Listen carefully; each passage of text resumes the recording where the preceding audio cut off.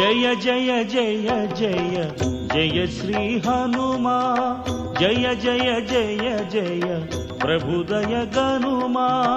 జయ జయ జయ జయ జయ శ్రీ హనుమా, జయ జయ జయ జయ ప్రభుదయ గనుమా.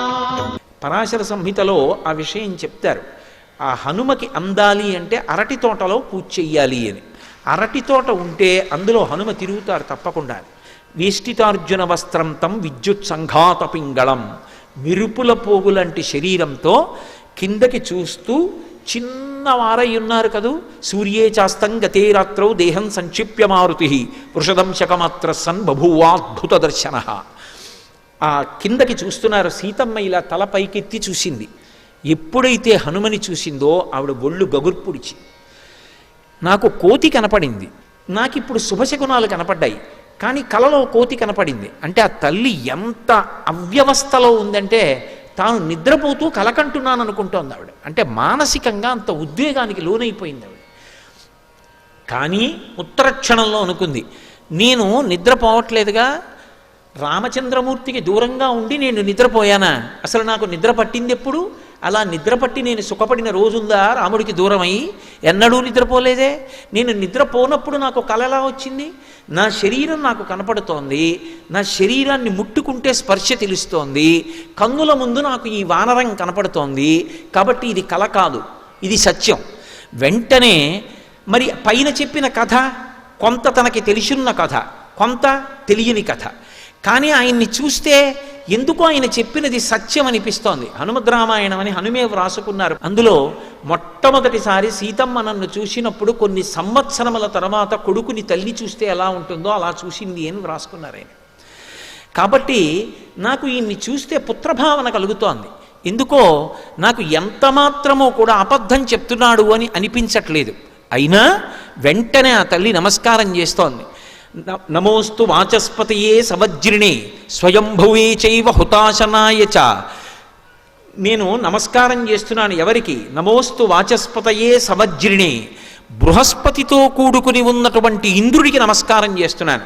అలాగే స్వయంభువే చైవ హుతాశనాయ చ, అగ్నిహోత్రుడికి బ్రహ్మగారికి నమస్కారం చేస్తున్నాను. అనేన చోక్తం యదిదం మమాగ్రతో వనౌకసా తచ్చ తదాస్తు నాన్యథా. నేను కూర్చున్న ఈ చెట్టు మీద కూర్చుని ఈ వానరం ఏ కథ చెప్పిందో ఆ కథ సత్యమే అగుగాక, ఆ కథ వేరొకలా కాకుండుగాక.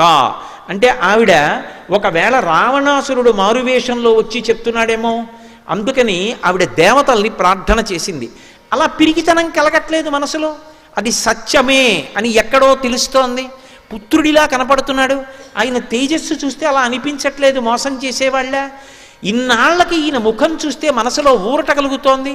ఆయన మాట్లాడిన తీరు అంత స్పష్టంగా ఉంది, నన్ను ఊరడించడానికి చెప్పాడన్న విషయం స్పష్టం అవుతోంది. ఇన్ని ఆధారముల చేత ఆవిడ ప్రార్థన చేసి, ఒకవేళ నిజంగా నేను స్వప్నంలో వానరాన్ని చూసి ఉంటే దానికి వలన ఆపదలు పొందాలి, నేను బాధపడాలి అంటే, నేను ఎక్కువ మనసులో ఖేదపడాలి అంటే ఎవరికి ఖేదం కలిగితే నేను ఖేదం పొందుతాను? రాముడికి ఖేదం కలిగితే నాకు ఖేదం, లక్ష్మణస్వామికి ఖేదం కలిగితే నాకు ఖేదం, నన్ను కన్న తండ్రి జనక మహారాజు గారికి ఖేదం కలిగితే నాకు ఖేదం. అందుకని స్వస్యశ్చురామాయ సలక్ష్మణాయ తథాపితుర్మే జనకస్య రాజ్ఞః.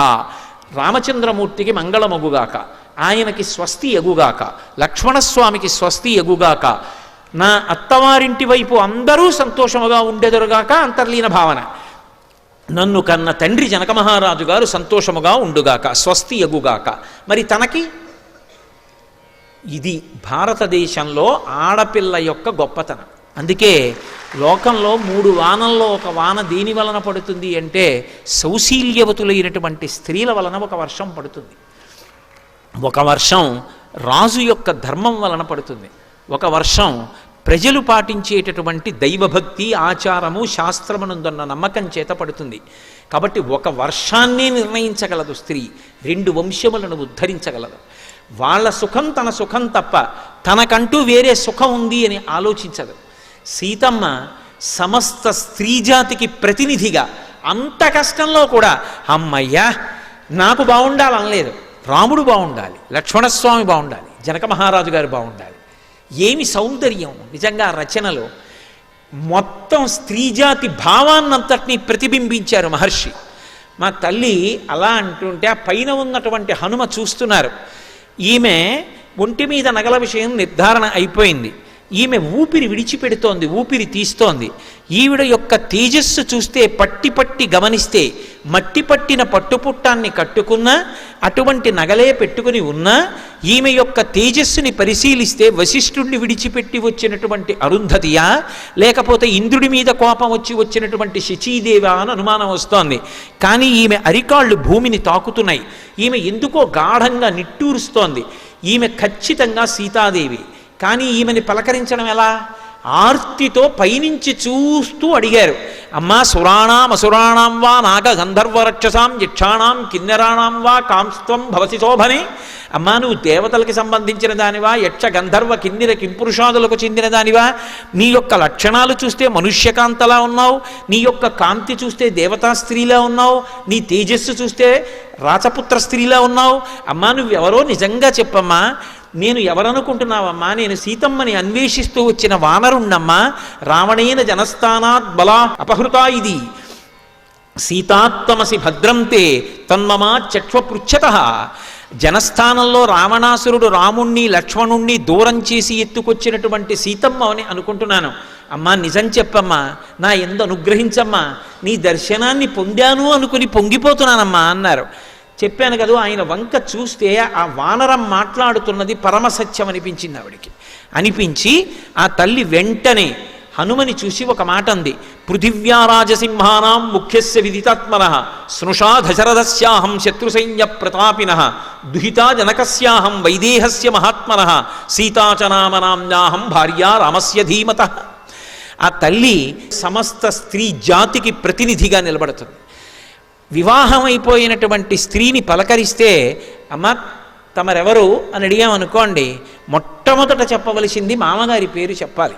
కాబట్టి ఆ తల్లి హనుమకి జవాబిస్తూ పృథివ్యా రాజసింహానాం ముఖ్యస్య విదితాత్మనః స్నుషా దశరథస్యాహం శత్రుసైన్య ప్రతాపినః. ఈ భూమి మీద శత్రు సైన్యములను తపింపచేసినటువంటి మహానుభావుడు దశరథ మహారాజు గారన్న రాజు ఉండేవారు. ఆయన యొక్క కోడల్ని నేను. స్నుషా దశరథస్యాహం శత్రుసైన్య ప్రతాపినః దుహితా జనకస్యాహం వైదేహస్య మహాత్మనః. నా తండ్రి గారు జనక మహారాజు, విదేహ వంశంలో పుట్టినవాడు, మహాజ్ఞాని. అటువంటి తండ్రి కూతుర్ని, ఆయన చేతుల మీద పెరిగిన దాన్ని. కాబట్టి దుహితా జనకస్యాహం వైదేహస్య మహాత్మనః సీతా చ నామనామ్నాహం. ఈ శరీరానికి పేరు సీత. భర్త పేరు ఆడది చెప్పదు, కానీ ఎక్కడో తప్పనిసరి పరిస్థితి అయితే విశేషణం వేసి చెప్తారు. అందుకనే సీతా చ నామనామ్నాహం భార్యా రామస్య ధీమతః. ధీమంతుడు మహాబుద్ధిమంతుడైనటువంటి రామచంద్రమూర్తి యొక్క ఇల్లాల్ని నేనని చెప్పింది. సర్వం శ్రీ ఉమామహేశ్వర పరబ్రహ్మార్పణమస్తు. స్వస్తి.